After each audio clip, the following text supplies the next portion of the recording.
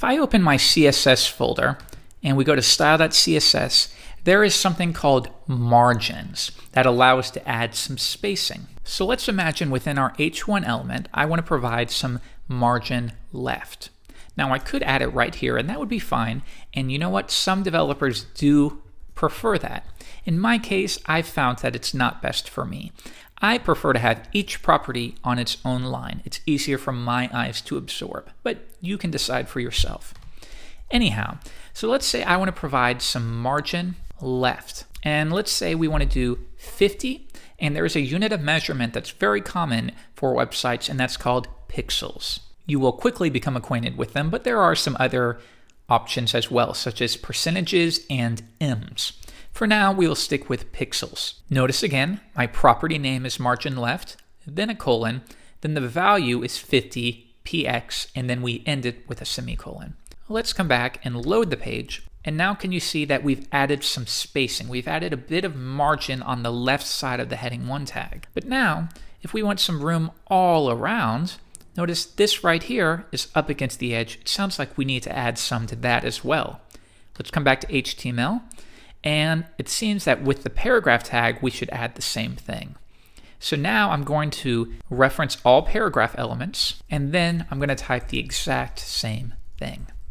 Now if we load the page, this one is working, but again, the image element isn't working either. And this is starting to get really sloppy once again. How can we clean this up? Well, there's a couple options. One, we can simply group these together. So notice how the H1 is referencing it and the P is referencing it. We can specify multiple elements by using a comma within our selector. So I'm going to remove this, and now I will say get all heading 1 elements and, using a comma, get all P elements and apply margin left.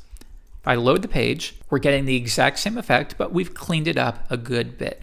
Still though, if we want to do the same thing for the image, we'd have to do comma image, reload the page, and now that's working. But we have another problem. We would have to do this for every single element on the page, and when we are referencing it like so, what if you have an image later in your document that you don't want to receive all of this margin? This is a bad practice. Instead, it's customary to wrap related material within something called a div, or there are other choices as well. In this case, we will use a div. Wrap everything we want to include within a div, and then I will indent it. So I want you to think of divs as a way to position your content. They do not describe your content. They do not style your content. They simply allow you to position it much more efficiently. I'll explain this a little bit more shortly, but now let's come back and say div. Reload the page, and notice we're getting the exact same effect, and that's because rather than being manual and saying get the H1, then get the paragraph, then get the element, we're saying get this entire bucket, get this entire container, and provide some spacing around it. And that's how I want you to think of divs, as buckets.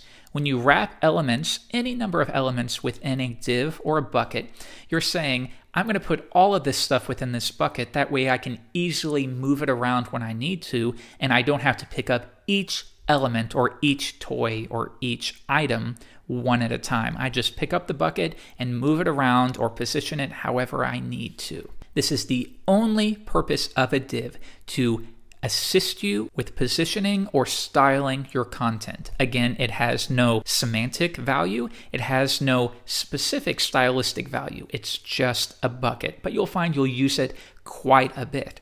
For example, if we go back to NetTuts, you'll notice that the entire, if I zoom out, our entire website seems to be positioned in the very middle. And that is because this entire main section is wrapped within a div. And then we can say get that parent div and make sure that the spacing on the left and the spacing on the right is the exact same value. Let's see how we could do that on our project. We have a wrapping div, and now again, I'm going to be very generalized. Remember, when I say this, I'm not saying get just this first div. You are saying select every single div on the page. You'll get to the point where you need to be more specific, but for now, we don't need to. Now, if I set margin to auto, we're telling the browser to automatically determine what the margins should be. Next, I'm going to specify a width for our div. So I'm going to say a width of 500 pixels. Now, let's see what that does. If I load the page, notice it moved it to the middle. So this might be a little more understandable if we first add a background color of red. Now, you can see that we've created a bucket or a container that's 500 pixels high.